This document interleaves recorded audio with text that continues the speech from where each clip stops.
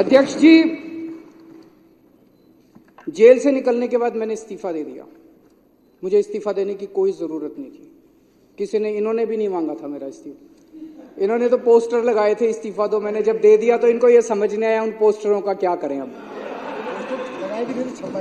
छपवाए थे, लगाने थे, अभी बता रहे हैं। मैंने इस्तीफा दे दिया। मेरी जिंदगी में 3 बार ऐसे मौके आए जब बड़े बड़े पदों से मैंने इस्तीफा दिया अपनी जिंदगी में, वॉलंटरीली, स्वैच्छिक, अपनी मर्जी से, किसी ने मांगा नहीं था। मैं इनकम टैक्स में काम किया करता था, जॉइंट कमिश्नर की पोस्ट पे था। मन में यह था कि देश के लिए कुछ करना है, समाज के लिए कुछ करना है।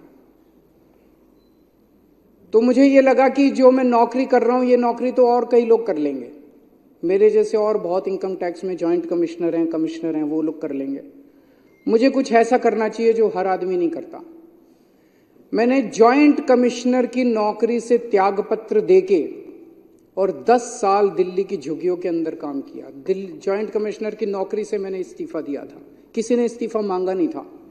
और जब मैंने इस्तीफा दिया था, 2006 में इस्तीफा दिया था, वैसे तो मैं छुट्टी लेके 2000 से ही निकल गया था। उस वक्त कोई पार्टी नहीं थी, कोई आंदोलन नहीं था, और दिल्ली की झुग्गियों में जाके मैं रहने लगा था। तब ये नहीं था कि मैं मुख्यमंत्री बनूंगा या चुनाव लड़ूंगा। चुनाव लड़ने का कोई इच्छा नहीं थी। फिर 2013 में हमारी सरकार बनी और 49 दिन की सरकार के बाद अपने उसूलों पे मैंने इस्तीफा दिया था। 49 दिन के बाद, किसी ने मांगा नहीं था इस्तीफा, 49 दिन के बाद इस्तीफा दिया था। और अब तीसरी बार, अब जेल से निकलने के बाद मैंने इस्तीफा दिया है। मैं सत्ता के लिए नहीं आया, मेरे को सत्ता की जरा सी भी भूख नहीं है, मेरे को सत्ता का, पैसे का जरा सा भी लालच नहीं है। देश के लिए आए हैं, देश के लिए कुछ करने के लिए आए हैं। और दूसरी तरफ ये लोग बेचारे परेशान हो गए हैं कह कह के, भाई 75 साल का रूल आपने ही बनाया था। मेरे को कल एक आरएसएस के बहुत सीनियर नेता मिले, उन्होंने बताया, बोले जी आरएसएस ने अल्टीमेटम दे दिया है कि भाई 75 साल का रूल तो लागू होगा।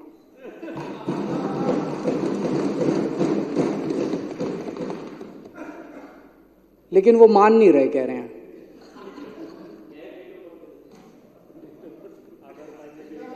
सत्ता छोड़नी बहुत मुश्किल है, सत्ता कुर्सी छोड़नी बहुत मुश्किल। 1 मिनट, वो बोलने के लिए ललचा रहे हैं, मेरे बाद बोलने लो।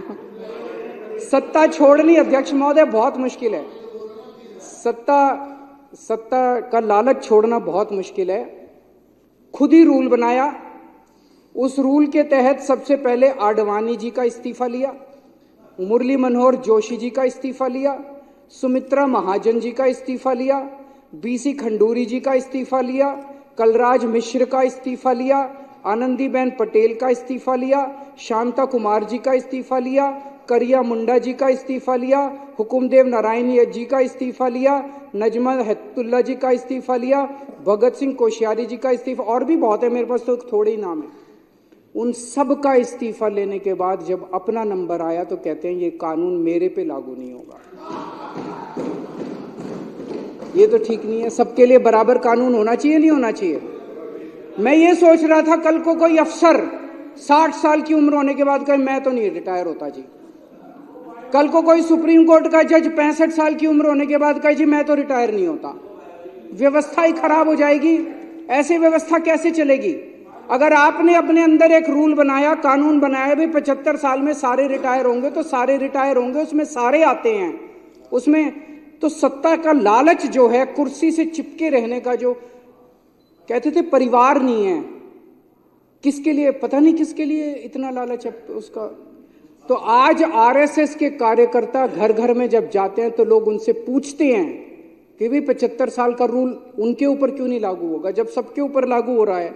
तो मुझे ये लगता है कि जब आदमी किसी बड़े पद पे बैठे तो उसे निस्वार्थ भाव से समाज की सेवा करनी चाहिए।